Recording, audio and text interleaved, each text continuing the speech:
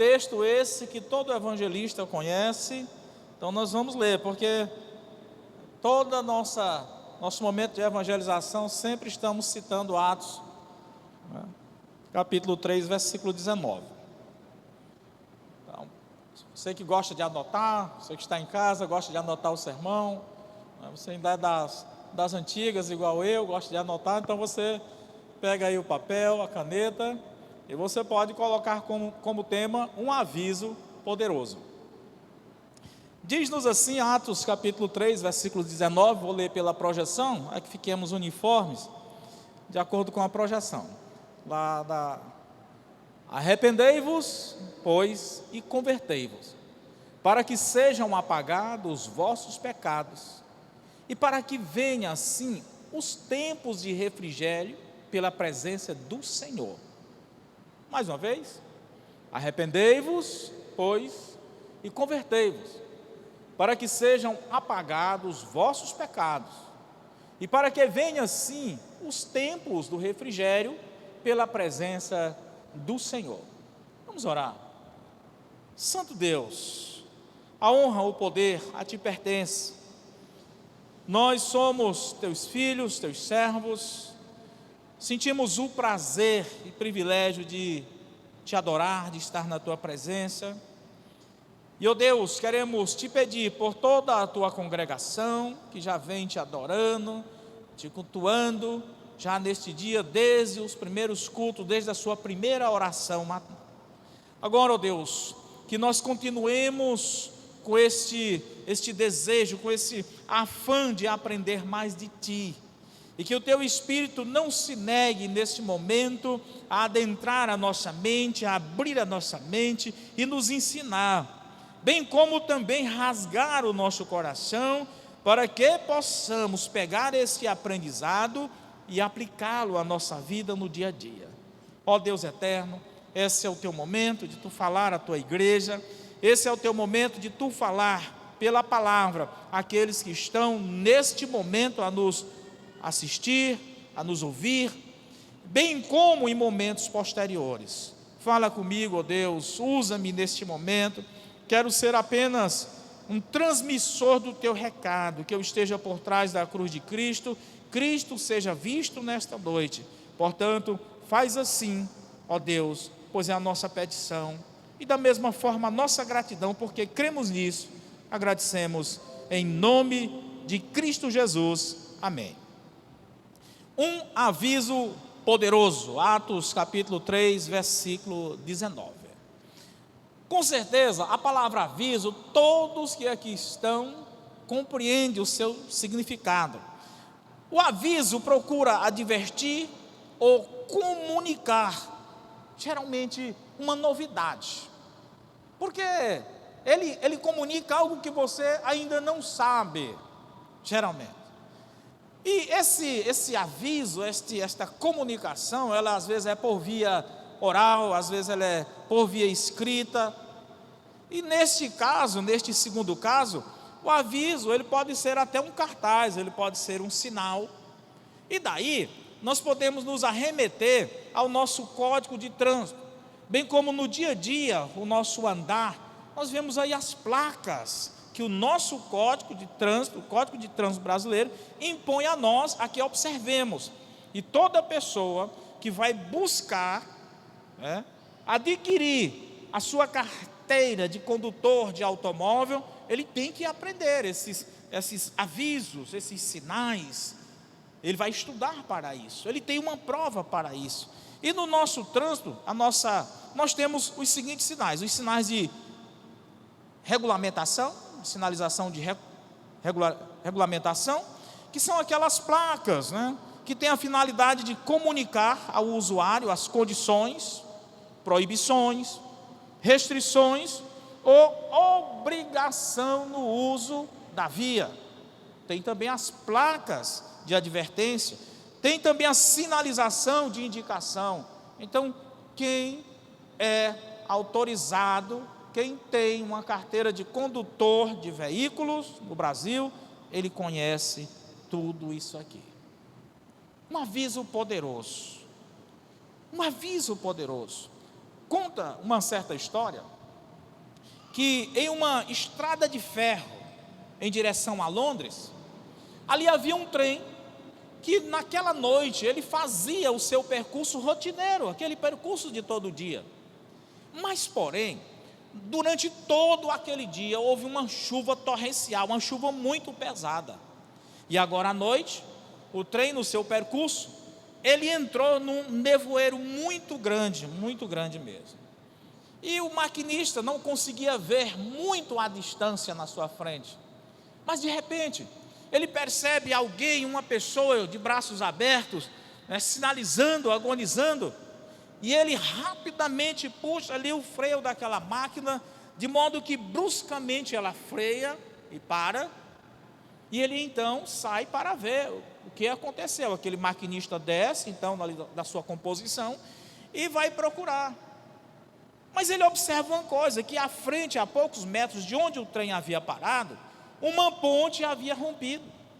Uma ponte que passava por um cânion muito fundo havia rompido pelas correntes das águas naquele riacho, naquele rio, durante todo o seu dia. E ele então ficou ainda mais curioso, porque ele queria conhecer a pessoa que havia avisado, que havia salvado muitas pessoas, porque aquele trem era um trem de passageiro, muitas pessoas ali estavam.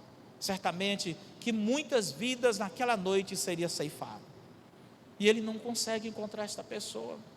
Quando ele está retornando para a composição, ele observa que no farol daquela máquina havia uma mariposa bem grande, que estava colada no vidro daquele trem. E o que foi que ele viu? O reflexo daquela luz emitiu a visão da mariposa em agonia, quando ela estava morrendo ali no calor daquele farol. O que isso tem a ver com a nossa prédica? O que isso tem a ver com a nossa prédica? Meus queridos, nos Estados Unidos, muitos anos atrás, nós vamos já dar a data para vocês, havia uma certa cidade onde havia muitos acidentes num cruzamento de uma via férrea. E as autoridades estavam preocupadas porque eles colocavam placas e não resolvia. E um certo dia, os oficiais daquela cidade, eles tiveram uma ideia. Vamos escrever em placas bem grande, bem visível, que todos possam ver os seguintes nomes: pare, olhe, ouça. E ali, com aquela sinalização que eles colocaram, quase não houve mais acidente naquele cruzamento férreo. Quando nós vamos daqui a Teresina, a Campo Maior, pegando o roteiro mais comum, logo após ali a penitenciária Major César, nós temos um cruzamento férreo. A linha do trem, como é mais comum chamada, ela corta ali o asfalto. Depois de Altos, na saída de Altos, nós temos novamente ali. Se você, quando por ali passar, tiver a curiosidade de observar, lá você vai ver: pare, olhe, ouça. Uma advertência para dizer a você: você corre perigo. Você corre perigo, portanto, seja atencioso, tenha cuidado. E eu gostaria ainda mais, você pode dizer, tudo isso é uma introdução, gostaria ainda mais de falar para vocês. Se torna até uma aula de conhecimento, né? Talvez isso vai cair no Enem e você já sabe, pronto, não precisa mais nem estudar. Eu tive a curiosidade hoje, na elaboração, na finalização desta mensagem, de fazer uma pesquisa. E o semáforo veio de onde? Então, eu pesquisando, eu quero trazer o resultado da minha pesquisa para você, né? Vou deixar agora de ser pregador e ser meramente aqui um professor de conhecimentos gerais. Bom? Pois bem, quem inventou o semáforo? A palavra semáforo, irmãos, ela vem do grego. É uma palavra muito antiga, ela vem do grego. E ela é composta pela junção da palavra sema, que significa sinal, e foro, que é vai adiante. Esse é o significado então da palavra semáforo. Pois bem, então, em Londres havia muitos problemas, naquela época as carruagens, o grande fluxo de carruagem, e veio aquela ideia, olha, nós temos que criar um método para sinalizar, para advertir, né, os usuários de carruagem, porque havia, apesar de ser carruagem, havia muitos acidentes, ninguém sabia qual era a sua preferencial, não havia aviso nenhum. E daí eles vieram, colocaram ali, começaram a colocar homens, guardas, que ficavam com a plaquinha vermelha, só uma plaquinha vermelha. Aí ele dava um tempo ali, quando chegava um determinado momento, ele fechava, liberava para esse lado e jogava a placa vermelha para o outro. E assim a coisa foi se modernizando, de modo que chegou até os tempos que eles começaram a acrescentar as demais cores, né? A cor verde, então ele usava agora a plaquinha vermelho, pare, a ver, siga.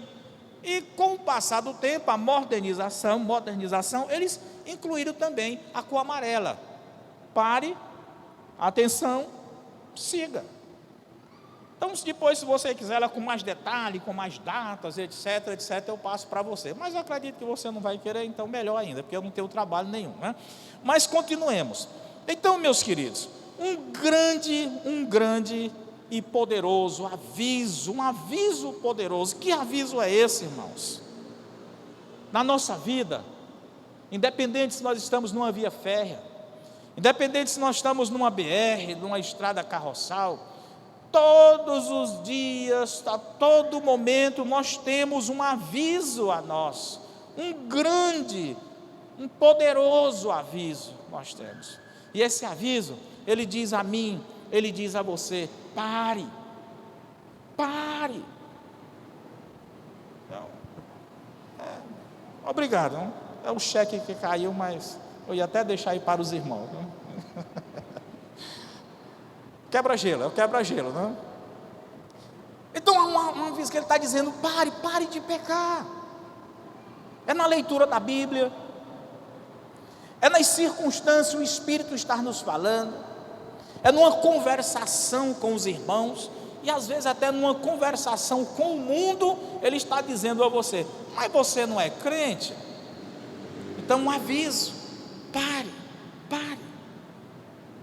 Já o sábio Salomão, nessa questão deste pare de pecar, Provérbios capítulo 14, 12, vamos só colocar isso aí, mas você pode encontrar esse texto também em Provérbios 16, 25, ele diz: há caminhos que ao homem parece ser bom, mas no final são caminhos que conduzem à morte.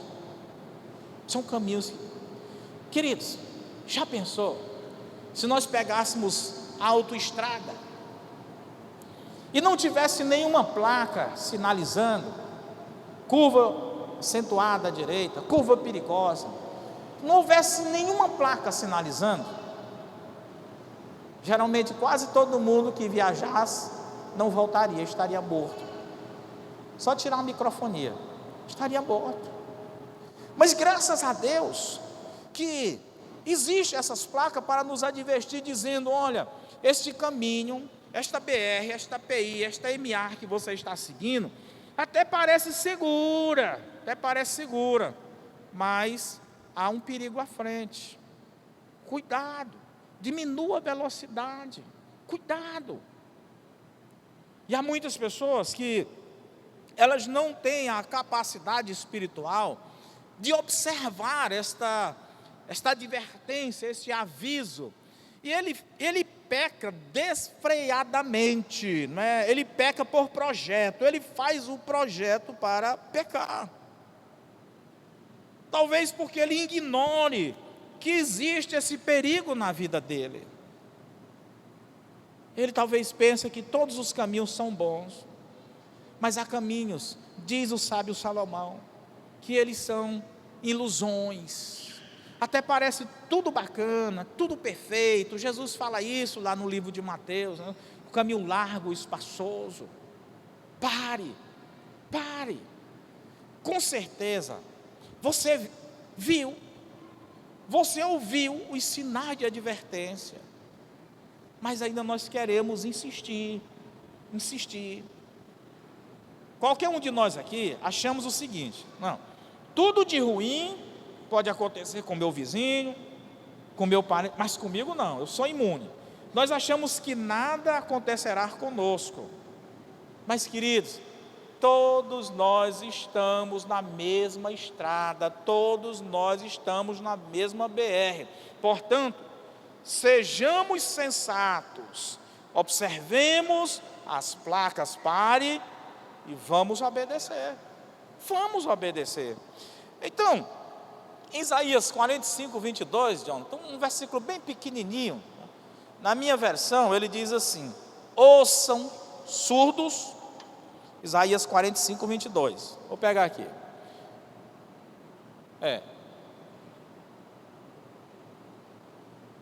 Olhai para mim. Na realidade, Jonathan, não era nesse versículo que eu queria, não. Acho que é no 42, é porque eu troquei aqui, né? Que ele diz: ouçam surdo, olhem cegos e vejam. E vejam. Ou seja, Deus está dizendo, mesmo que você seja surdo, se você parar, você vai ouvir. Mesmo que você seja cego, se você parar, você vai ver. Deus nos faz esta promessa. Deus, Ele quer sinalizar a nossa vida, Ele quer sinalizar. Mas há uma dificuldade, irmãos, na vida de muitas pessoas. Eu já me deparei com muitas pessoas na questão de estar evangelizando. É porque eles julgam assim: ah, mas eu sou tão errado, eu vivo numa prática de pecado, eu faço tanto pecado grave, que não tem mais jeito para mim. Eles levam para esse lado. Então tem muitas pessoas que eles se embrenham ainda mais no pecado, porque ele acha que naquela estrada até onde ele chegou, não há mais como retornar. Então, o que é que vai fazer? Vamos tocar para frente, continuar no risco dessa estrada. Mas eu quero dizer para você, a Bíblia, ela deixa muito bem claro que independente de qual seja a estrada que você está seguindo, independente de qual seja o caminho que você está indo, você pode retornar. Pegar agora um caminho correto e refazer o seu percurso com segurança. Sabe por quê? Porque Romanos, no capítulo 5, versículo 20, ele é bem enfático, o apóstolo Paulo é muito bem enfático a essas pessoas que julgam: ah, eu vou continuar na vida de pecado, na vida de erro, por quê? Porque eu tenho pecado demais, então não tem mais jeito para mim. E além deles quererem continuar nesta vida de pecado, eles também não aceitam que outro que saiu da vida de pecado, pois era um pecador, saiu e diz: mas fulano, depois que comete aí muitos pecados, agora vem dizer que é um crente, um salvo, etc, etc. O que é que a Bíblia nos diz? Romanos capítulo 5, 20, olha a projeção. Veio, porém, a lei, para que a ofensa, para que o pecado abundasse. Mas onde o pecado abundou, superabundou a graça. Ou seja, não importa se o teu pecado, no conceito de julgamento, é pequenininho, porque tem aquelas pessoas que dizem: não, mas eu sou uma pessoa boa, né? Eu vivo para a minha família, da minha casa para o trabalho, do trabalho, não, eu sou gente boa, eu não mato, eu não roubo, eu não faço isso, tal. Então ele se julga bom. Não importa se o teu pecado, na trena de medir, na escala de medir, é deste tamanhozinho ou se ele é imenso. Aí diz: quanto maior for o teu pecado, maior é o perdão de Deus sobre a tua vida, meu amigo. Então não há argumento diante de Deus, mas Senhor, já aprontei demais. Ele diz: pois tudo bem, eu quero fazer realmente uma restauração na tua vida. Joga-me aí, Jonathan, Isaías capítulo 1, versículo 19.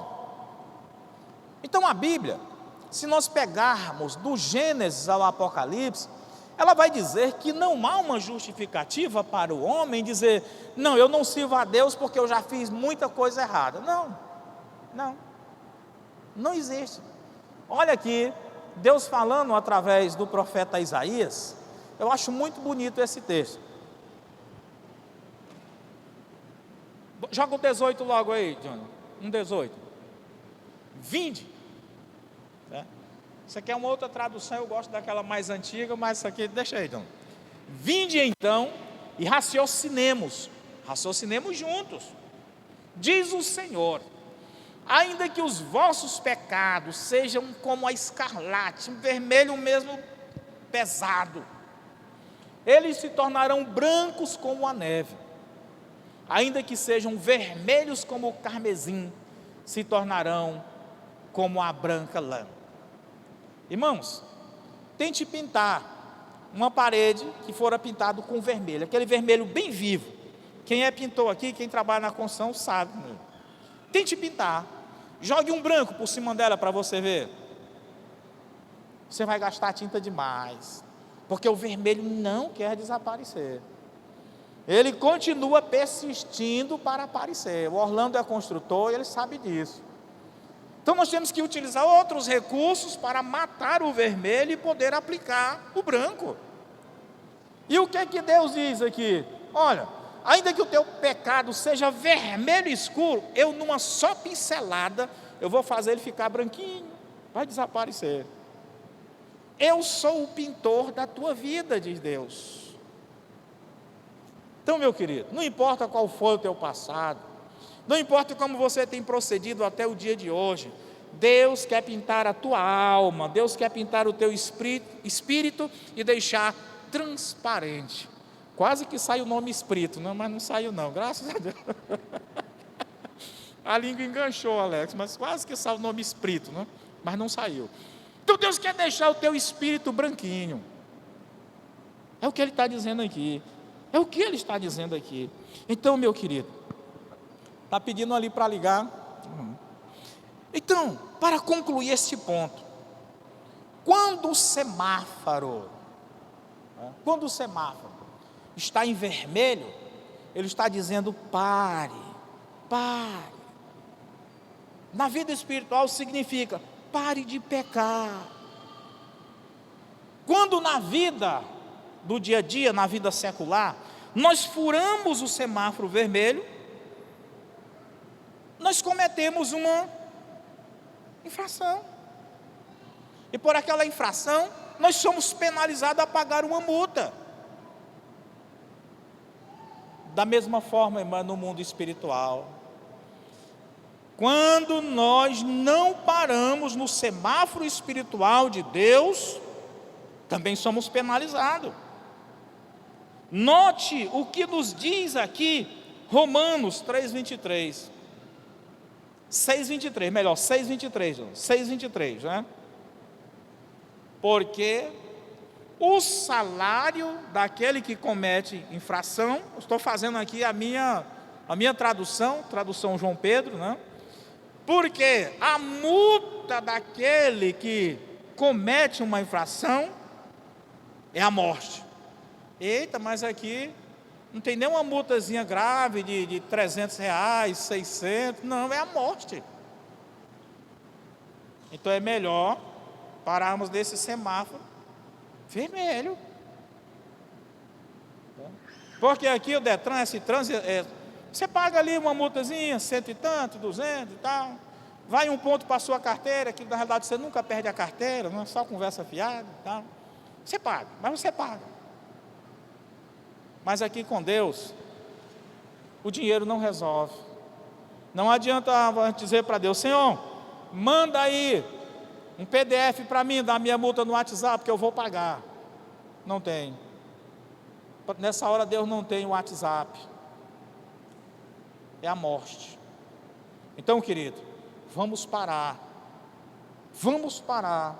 no semáforo vermelho. Paremos de pecar. Mas uma outra cor que este aviso poderoso nos traz, e todo mundo conhece, é exatamente a cor amarela. E o que é que a cor amarela ela vai lhe chamar? Lhe chamar a atenção. Olhe. Ela vai lhe chamar a atenção. Fique agora esperto. Então, para onde neste semáforo nós vamos olhar? E a Bíblia nos diz, Isaías 45, 22. Agora, John, até aquele mesmo, 45, 22. Olha o que nos diz Isaías 45. Olhai para mim e sereis salvos, vós toda a terra, todos os termos da terra, porque eu sou Deus e não há outro. Note que aqui ele não faz uma classificação, ele diz todos, toda a terra. Se olharmos para ele, seremos salvos.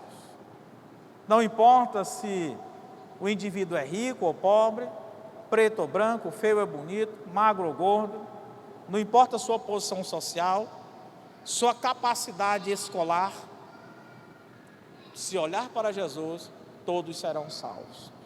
É um texto muito bom para aquelas pessoas que, eu já ouvi pessoas que ela não aceitam um convite para vir à igreja, ela diz, não, ali da igreja só tem ricos, e de fato ela está certa, rico da graça de Deus, não é de dinheiro não, porque eu estou procurando um rico aqui na igreja para me fazer um empréstimo, não estou encontrando.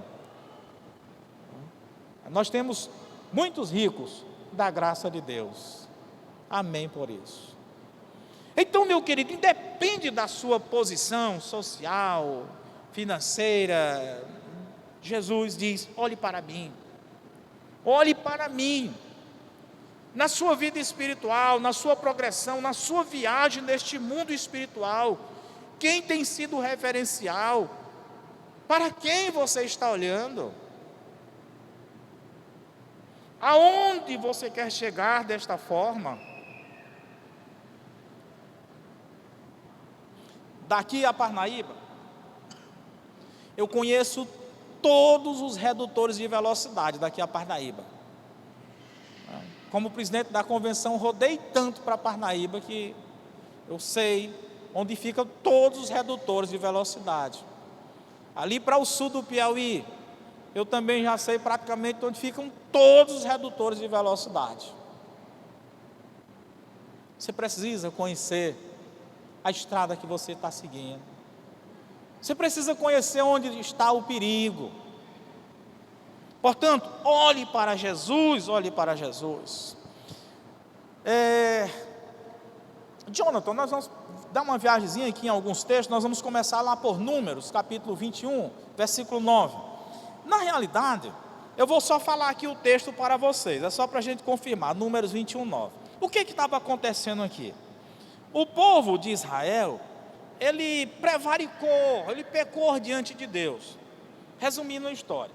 E Deus então envia cobras venenosas, serpentes venenosas, para punir o povo. E o morticínio estava muito grande. Então o povo recorreu a Moisés, pedindo que Moisés intercedesse por ele, para que viesse a clemência de Deus. E Deus disse assim para Moisés. Deus disse para Moisés fazer uma fundição, uma escultura de uma serpente, de uma cobra, e ele colocasse aquela cobra numa haste.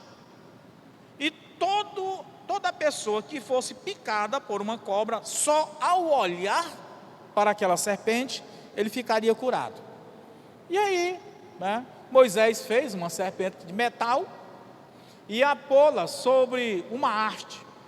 E sucedia que, picando alguma serpente a alguém, quando esse olhava para a serpente de metal, ficava curado.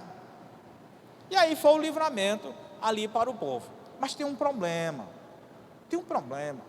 Deus providencia, gente, o meio de salvação, o livramento para o homem, e o homem depois conturba este meio, ele adultera o meio. Sabe por que muitas pessoas, elas não servem a Jesus como Senhor e Salvador? É porque elas estão, em meio a uma turbulência de informações religiosas heréticas. Chega uma denominação e diz assim: não, para você ser filho de Deus, você tem que se batizar. Se você for batizado, você é filho de Deus. Olha, onde é que a Bíblia diz isso? Mentira, não é assim. Então cada uma chega e as pessoas ficam conturbadas. Só que termina algumas crendo nessas heresias e segura aquela heresia como verdade. Por bem, passou-se o tempo. Olha o que acontece aí, lá no livro de 2 Reis, capítulo 18, versículo 4. 2 Reis 18, 4. Aquela serpente que Deus mandou confeccionar unicamente para aquele momento e nada mais, certo? Não significava ali para aquele momento. Vou falar o significado dela no Novo Testamento, mas no Velho ali estava finalizado. O povo fez daquilo um objeto de idolatria. E eles começaram a queimar incenso, ou seja, prestar culto, prestar adoração, porque incenso só poderia ser queimado a Deus, adorar só o Deus eterno. Então passa-se muito tempo, né? Vem Davi, vem Salomão, vem a reforma do rei Asa, vem a reforma então vem várias reformas, vários reis bons, e quando chega aqui, provavelmente, no reinado do perverso rei Acabe, o povo passa a adorar aquilo ali como um Deus. Quando Asa começa a reinar, ele então despedaça, ele tritura aquele objeto e lança o pó dele, para que não ficasse nada. O povo perdeu o caminho, o povo se desviou do caminho, o povo saiu do caminho e entrou aí na vereda da vida. Gente, isso é muito comum nos dias atuais. Eu já disse a essa igreja, se eu fosse trabalhar de modo a ter aqui 2.500 pessoas, eu sei perfeitamente como fazer. Só que seria manipular essas pessoas com mentiras. Se nós falarmos a verdade, se nós dizermos, olha, o único caminho, a única solução é olhar para Jesus, as pessoas não querem. Não, mas eu não quero dessa forma não. Não quero dessa forma. Não quero. Aí está a dificuldade do ser humano. As pessoas querem desvirtualizar as coisas de Deus. Você pode ver que Deus ele trabalha de forma tão simples. É tão simples. E muitas pessoas não aceitam Cristo como Senhor porque é uma forma muito simples. Mas é muito simples, não. Teria que ser algo mais complexo, algo mais difícil, algo mais problemático. Então, quando chega, passa-se o tempo, entra o Novo Testamento, Jesus começa ali o seu ministério. Aí em João, no capítulo 3, versículo 14 e 15, olha o que é que Jesus diz. João, capítulo 3, versículo 14 e 15. E como Moisés levantou a serpente no deserto, assim importa que o Filho do Homem seja levantado. E o versículo seguinte, para que todo aquele que nele crê não pereça, mas tenha a vida eterna. Ou seja, o que Jesus está dizendo? Eu serei levantado na cruz, e todo aquele que olhar para a cruz, esse será salvo. Lá era picado das serpentes, hoje salvo da condenação eterna no inferno, o lago de fogo e enxofre. Okay? Então o que Jesus está dizendo aqui? Olha, toda aquela representatividade da serpente lá no deserto, na época de Moisés, era um antítipo do Cristo que viria, seria morto, pendurado numa cruz, para a salvação de todo aquele que nele crê. Olha a conexão, irmãos. Olha como o contexto faz. Então, meu querido, eu respeito a sua crença, primeiro porque é direito seu. É direito seu. Você tem direito de escolher a vida que você quiser levar. Inclusive, eu não quero falar sobre algumas crenças minhas concernente ao direito do ser humano, porque você pode se escandalizar, mas eu sou um cara altamente crente na liberdade. Porém, olha o que é que Salomão diz lá para nós. Ele diz: olha, goza a tua mocidade com a mulher que tu ama. Ele diz: aproveita a vida, porque a vida é uma vaidade, então aproveita. Mas tem um porém. Lembra-te de que tudo que tu fizeres, tu hás de prestar conta com Deus. Olha aí está o problema. Se não houvesse uma prestação de contas, nota 10, mas há essa prestação de contas. Esse é o problema, irmãos. Esse é o problema. Então, meu querido, eu respeito a sua crença, o seu modo de viver, mas porém, eu dou-lhe um conselho: verifique se o seu modo de viver, se a sua crença está de fato de acordo com a Bíblia Sagrada, e não com o que determinado indivíduo disse, não, determinada filosofia crê, não, verifique se está em conformidade com a Bíblia. Estude a Bíblia, leia a Bíblia.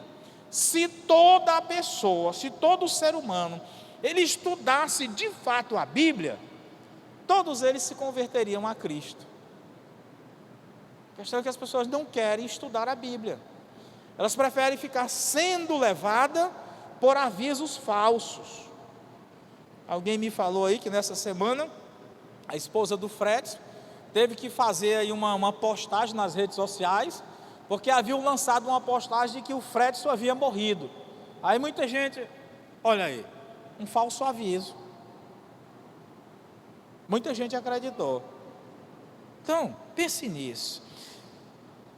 Um outro caso no Novo Testamento, muito interessante, Jonathan, que nos leva a entender essa nossa necessidade de olharmos para Deus, é ali em Mateus, no capítulo 14, que vai do versículo 22 até o 30, mas eu pediria que você, Jonathan, lançasse só o 30, por o texto ser um pouco longo e vai tomar muito nosso tempo, e também porque os irmãos já conhecem a história que eu vou narrar nesse momento. Diz que num determinado dia, já na viração do dia, Jesus ordena que os seus discípulos entrem no barco e ali atravesse o mar de Tiberíade, que na realidade era um lago. E Jesus ficou para a oração.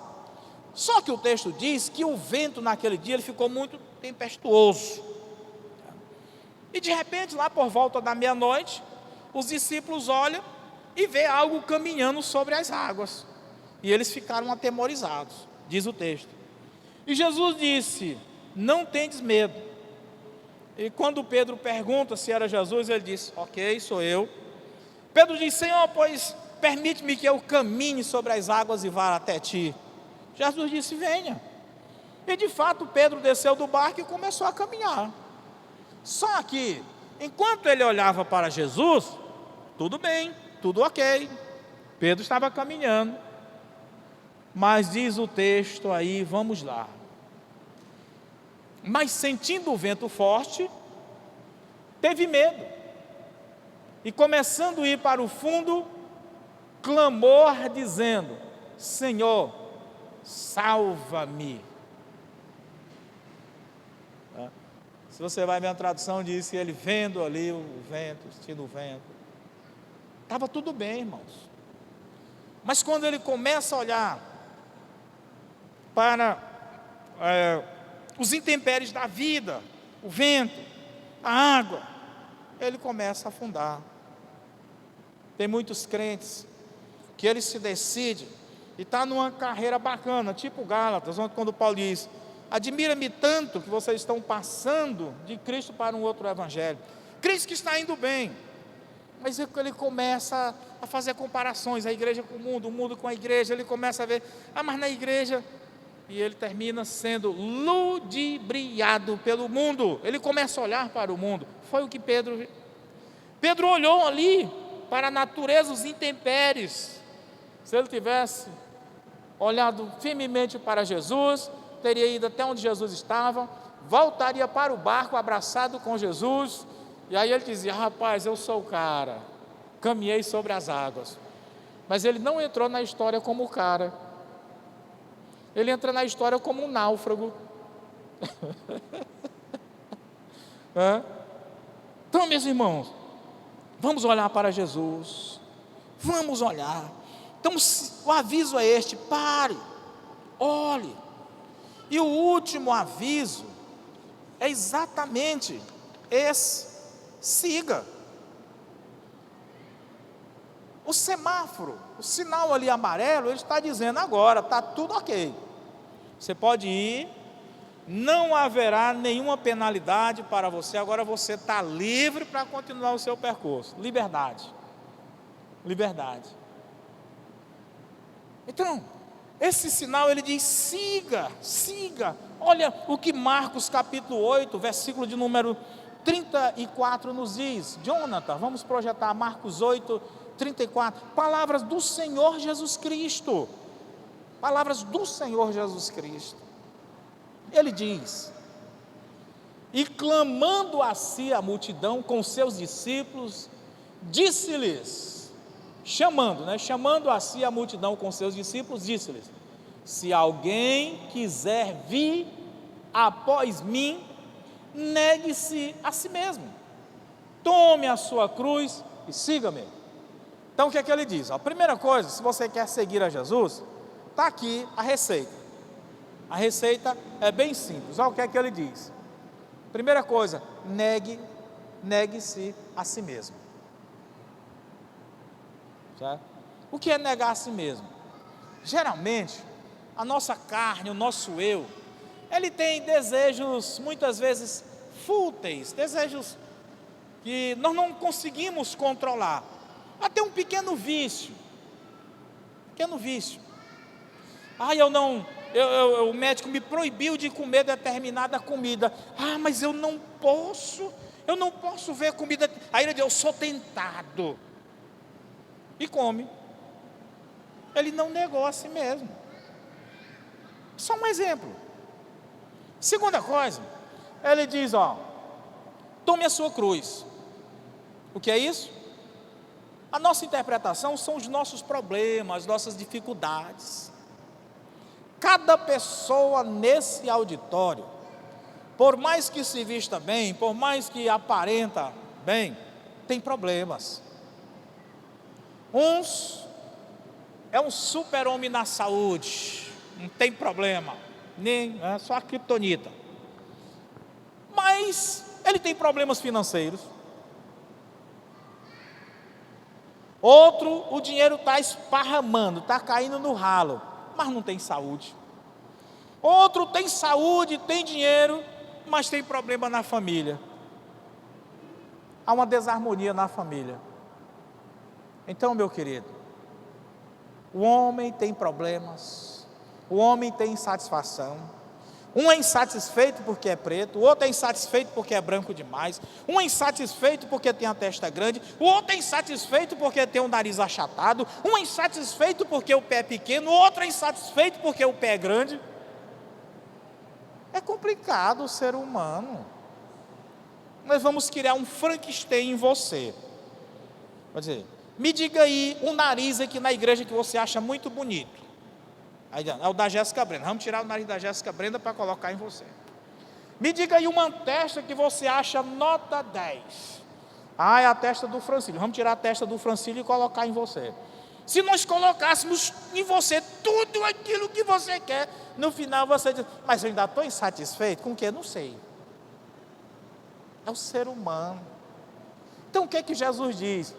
Rapaz, pegue os teus problemas, as tuas dificuldades, as tuas insatisfações, pega tudo aquilo que te atrapalha, põe num saco, jogue esse saco nas costas e me acompanha, porque eu também estou levando o meu saco, a minha cruz.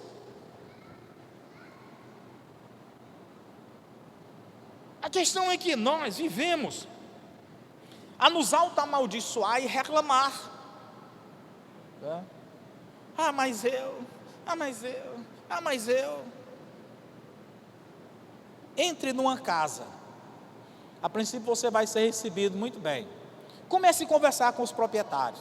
E aí, como é que está bem? As finanças, beleza, tem dinheiro não. E a saúde, tá beleza. E o relacionamento, aí já começam os problemas. Já começam os problemas. Então, meu querido, ontem eu fui ao shopping, Teresina Shopping, à noite, para ver se comprava um ar-condicionado aqui para a sala das crianças, mas só tem para entrega no que nós queríamos há 16 dias. E ali naquela parte de baixo, havia 2 automóveis, um SV, muito bonito, um assim branco e outro prata. Uma rodona mesmo de primeira. Aí eu disse para a Vânia, um carro desse aí está em torno aí de uns 250 a 300 mil reais. Mas eu disse para ela, eu não queria um carro desse aí. Você pode dizer, pastor, você está com ironia. Não, eu queria o dinheiro daquele carro, mas o carro não. Por quê? Porque eu sou despachado, a minha coisa é para usar. Aquele negócio de comprar sofá, mas você não pode deitar, então eu não quero não. O meu sofá é para me deitar, assistir minha televisão e deitar. Uma das coisas que eu mais tenho raiva é de banheiro com box. Você tem que ficar... não pode. Não, meu banheiro é grande. Eu gosto de me banhar mesmo molhando as paredes. Eu não gosto de box. Aí a Vânia fica brigando. Eu digo, tem outros banheiros, é só tu não entrar nesse banheiro aqui, vai para os outros. Esse aqui é meu. Eu fiz para mim. Então o ser humano moderno, ele vive assim, comprimido, ele não vive a vida. As coisas são para o nosso usufruto, para a sua satisfação. É isso que Deus quer. Então ele diz, chamando assim a multidão, ele diz, faça isso. E depois, pegue os seus problemas e me siga. O que Jesus faz? Eu vou fazer. Se ele fica de cócora, eu vou ficar de cócora também. Se ele pula, eu vou pular também. Se ele fica calado, eu vou ficar calado. Se ele grita, eu vou gritar também. Siga Jesus. Faça o que ele te ensina a fazer. É simples. É simples. Então, irmãos, há muitos motivos que nos impedem de servir a Cristo. Quando nós vamos lá para o livro de Lucas, no capítulo 19, do versículo 57 a 62, não vamos ler não, Jonathan, porque é muito grande. É aquele texto onde várias pessoas chegam para Jesus, aí dizem, eu quero te seguir, mas que primeiro eu vou sepultar o meu pai. Eu quero te seguir, mas que... Todo mundo tem problema na hora de seguir a Jesus. Mas observe lá, que Jesus, para cada um daqueles argumentos, Jesus disse, não, faça isso, segue-me, deixe os mortos sepultar os seus mortos, quanto a ti, vem e segue-me. Então, meu querido, não é só você que tem problemas não. Olha,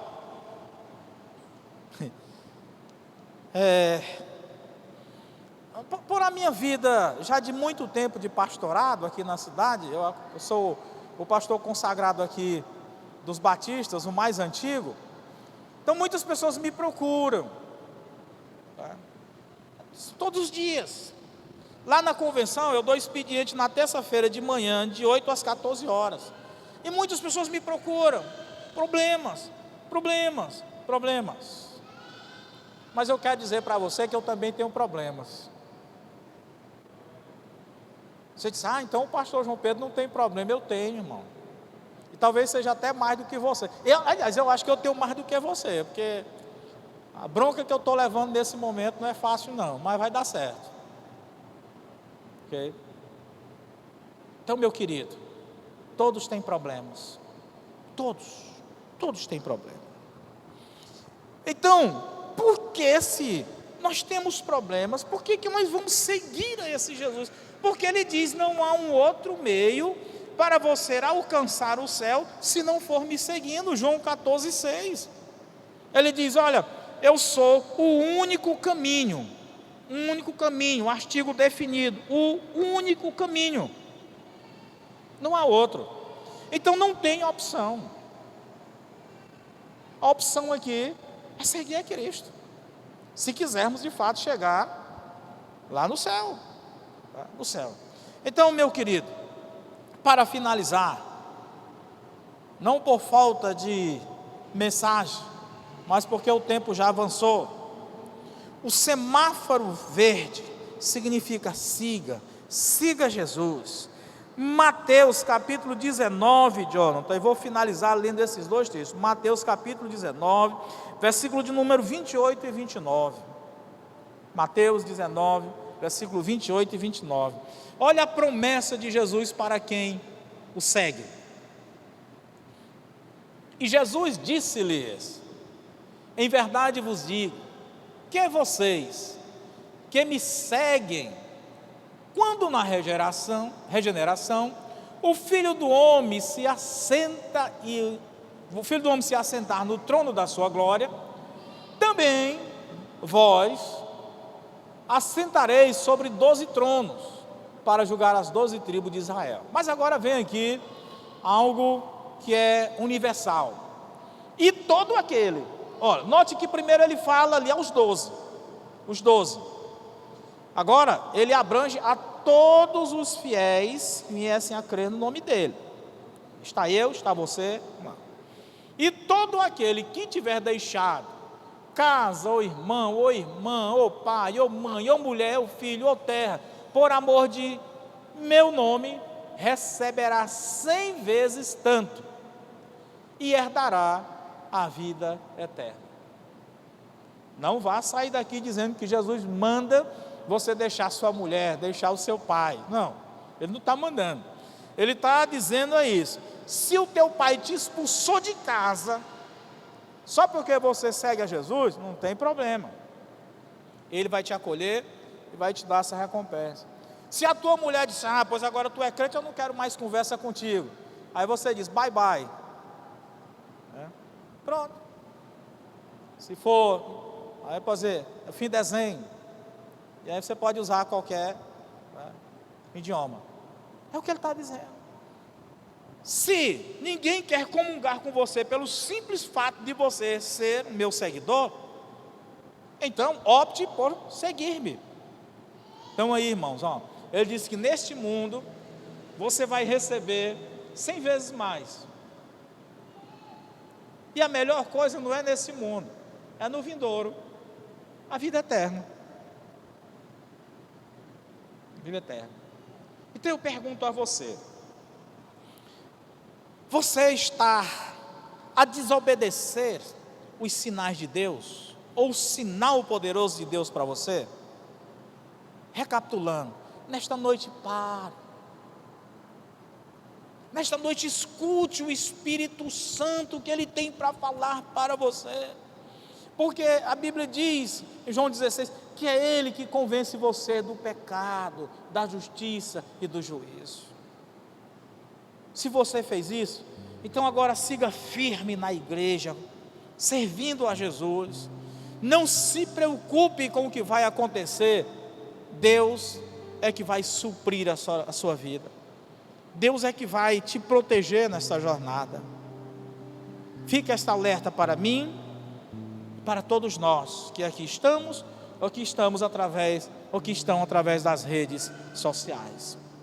Mas antes, eu gostaria de fazer uma pergunta a você.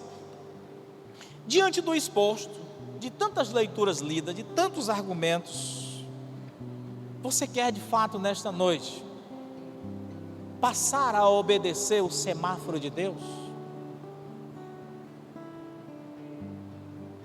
Passe a condução da sua vida para Ele. Passe o volante nesse momento para Ele.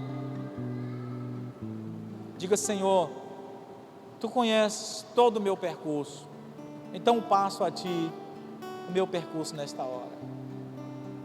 E eu quero perguntar onde está a primeira pessoa que quer fazer isso. O que você vai fazer? Eu estou afastado, pastor. Pois bem, é o momento de retornar. Não, pastor, eu nunca servi a Jesus. Pois bem, é o momento de você começar. Onde está a primeira pessoa que quer fazer isso? Quer dizer: Deus, a partir de agora eu quero Te servir, eu quero obedecer o Teu sinal, Senhor. Eu quero ser guiado por Ti. Eu quero que a Bíblia de fato seja um mapa da minha vida. Você vai simplesmente levantar uma das mãos. Com esse gesto, você vai estar dizendo: eu estou me comprometendo agora com Cristo, recebendo como Senhor, como Salvador da minha vida. Volto a perguntar: onde está a primeira pessoa que quer fazer isso? Só levantar a sua mão. Após levantá-la e eu vê-la, você vai baixar e nós vamos orar por você. Onde está a primeira pessoa? Talvez você esteja consultando neste momento outros códigos que está na sua mente. Não. Consulte o código de Deus. Deixa Deus se mostrar. Pergunto pela última vez: onde está a primeira pessoa que quer tomar esta decisão? Você vai só levantar a sua mão. Se não há, meu querido, não queremos insistir, não queremos persuadir você, porque, como já disse, é um compromisso seu com Deus. Mas que Deus te abençoe, te dê a oportunidade de ouvir. Você que nos acompanhou, está nos acompanhando pelas redes, convidamos a que você venha e participe conosco presencialmente. Você que está aqui conosco, não fez a sua decisão de servir a Cristo hoje, passe a frequentar a igreja conosco. Passe a aprender conosco, passe a conviver conosco. Deus tem uma bênção para você. Que Deus te abençoe grandemente.